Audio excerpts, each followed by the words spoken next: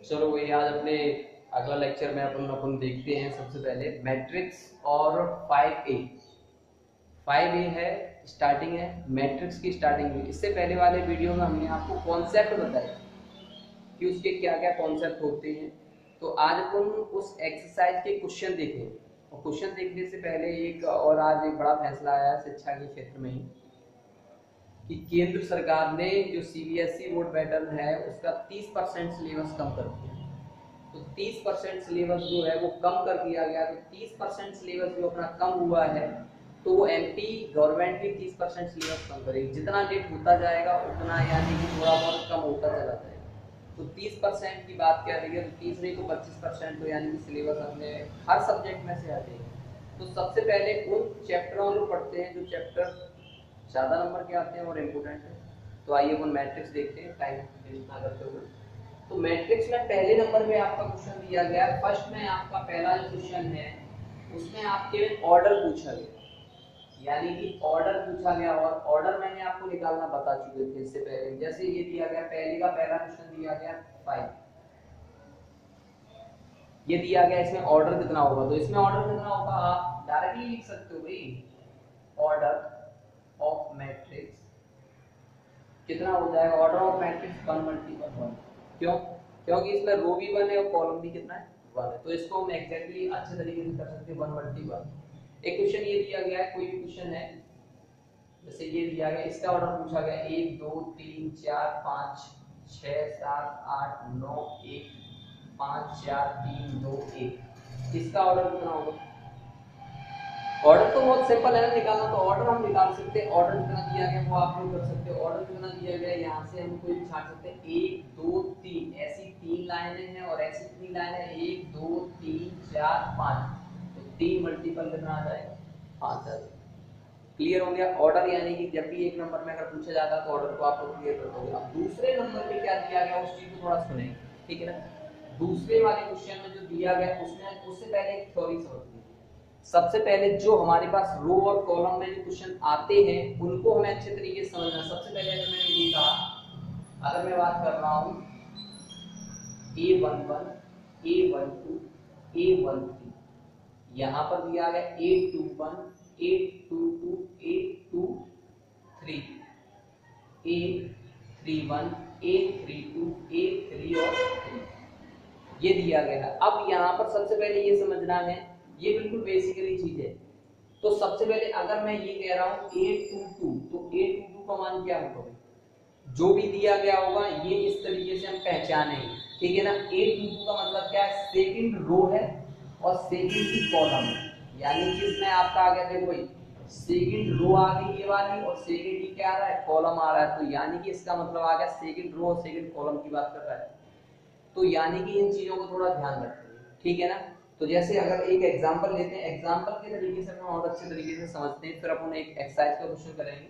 तो सबसे पहले अगर ये दिया गया, अपने पास एक क्वेश्चन ले लेता हूं।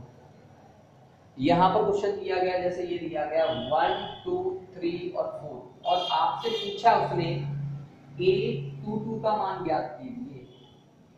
तो A22 का मान ज्ञात करना है तो सीधा सिंपल सा सेकंड रो है तो यानी पहली वाली रो को हम R1 बोलेंगे, सेकंड वाली को R2 बोलेंगे। और इधर जो चलेंगे इधर ऐसे तरफ और इसको क्या बोलेंगे, इसको C1 बोलते हैं, इसको क्या बोलते हैं C2 बोलते हैं, यानी इस कॉलम। तो यानी कि सेकंड यानी इसकी बात कर रहे हैं और इसकी बात कर रहे हैं। तो यानी इसमें और इसमें कॉमन क्या आ रहा है 4। तो इसका आंसर कितना हो जाएगा 4 एग्जैक्टली आंसर हो जाएगा, ठीक है। तो ये चीज तो अपन सीख गए ना, निकाल सकते हैं। और छोटी मोटी चीजें एक आध नंबर की चीजें आती हैं। अब सबसे पहले क्वेश्चन देखते हैं। सबसे पहले क्वेश्चन सेकंड नंबर वाला क्या दिया गया उसके एवरेज में क्वेश्चन करते हैं। क्वेश्चन नंबर सेकंड दिया गया है आपके टेक्स्ट बुक का, ये क्वेश्चन नंबर सेकंड। तो सेकंड वाले में आपके पास दिया गया क्वेश्चन मैं लिख दे रहा हूं। क्वेश्चन ए बराबर दिया गया है, ए बराबर में दिया गया है ए और यहाँ पर 1, यहाँ पर x, यहाँ पर दिया गया है 2 रूट में 3 और यहाँ पर x² माइनस के 5 और दिया गया है 0 और 5 और माइनस के 2/5। ये क्वेश्चन दिया गया है। क्वेश्चन पूछ क्या रहा है इसमें, देखो भाई सबसे पहले पूछ रहा है order of matrix. Order of matrix जो मैं आपको बता चुका हूँ। ऑर्डर ऑफ मैट्रिक्स क्या होता है? ऑर्डर ऑफ मैट्रिक्स ऐसी लाइनें कितनी है 3, 3 गुणा में 3, ये तो बहुत सिंपल। दूसरा क्वेश्चन है, उससे पूछ रहा है number of elements, number of elements. तो एलिमेंट्स कितने हैं? तो नंबर ऑफ एलिमेंट्स बहुत सिंपल है, इनका मैंने कल आपको बताया था, गुणा करना है 3 3 9, और वैसे भी गिनोगे 1 2 3 4 5 6 7 8 9, नंबर ऑफ एलिमेंट कितने आ रहे हैं? 9 आ रहे हैं, ठीक है ना। तो इसको हम अच्छे तरीके से कर सकते हैं। तीसरे नंबर पे वो क्या कह रहा है, उस चीज को भाई समझिए। इसमें दे रहा है भाई A12 की वैल्यू क्या होगी और A23 की वैल्यू क्या होगी, और ये पूछ रहा है अगले नंबर पे A31 की वैल्यू क्या होगी।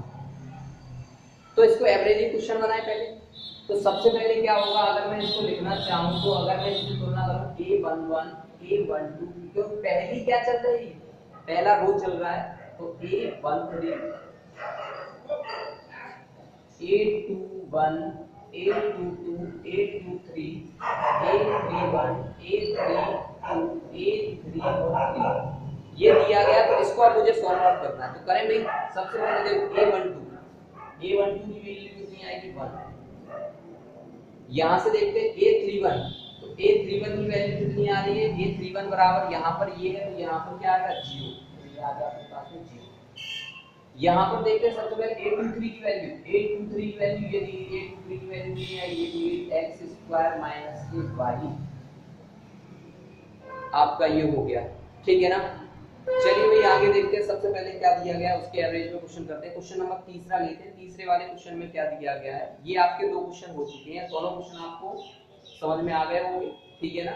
और मैं आपको पहले बता रहा हूँ, ये वीडियो का काम आपका समझाने का है, यानी आपके कह रहा पूरा फुल लैंग्वेज, तो लैंग्वेज आपको नोट्सों में आपको प्राप्त हो जाएगी। आप हमारे यहाँ से हमारे जो नोट्स हैं उनको कलेक्ट करिए, तो आपको विधिवत तरीके से लैंग्वेज, और यहाँ आपको एक्सप्लेनेशन दिया जा रहा है, समझाया जा रहा है क्वेश्चनों को किस तरीके से किया गया।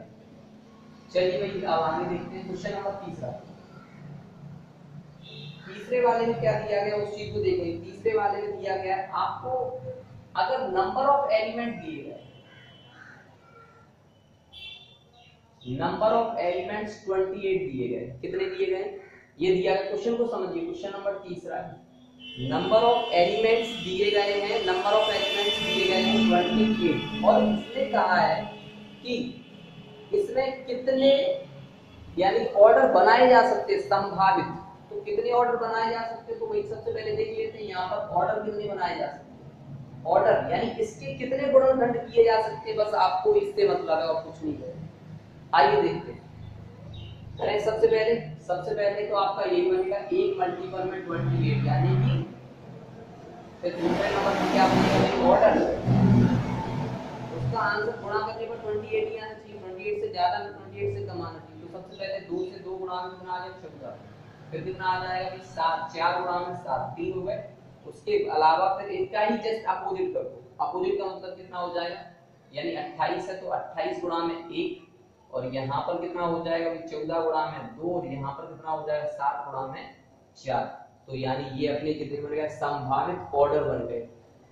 अगर इसी में पूछूं 13, अगर मैं पूछ रहा हूं नंबर ऑफ एलिमेंट्स